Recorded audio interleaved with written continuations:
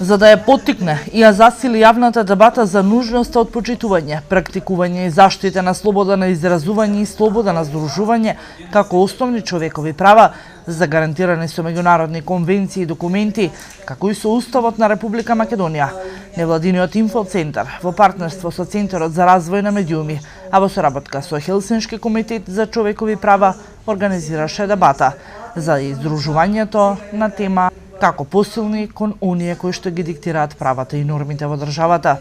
Па добро, овие работилници ние ги одржуваме во повеќе градови низ Македонија.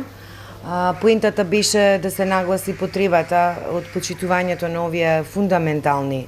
права на човекот и на граѓанинот, особено кога сме во услови на длабока политичка криза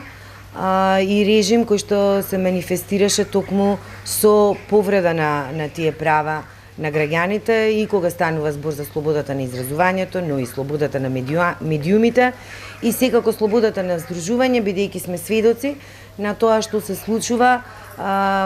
кога се организираат протести, особено сега протестите со шарената револуција. Со оглед дека се наоѓаме во такви околности моментално, ние повеќе разговараме со учесниците како се одвиваат протестите на локално ниво, дали се соочуваат учесниците со притисоци од страна на власта, значи повикување на информативни разговори, прекршочни пријави, можеби кривични.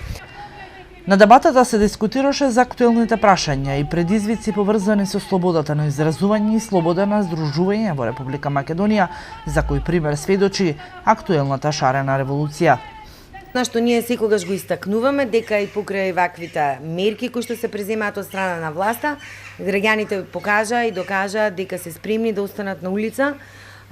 и да се борат за своите права, и се надевам јас дека на крајот и ќе го добијат она што го бараат, односно заминување на оваа криминална власт.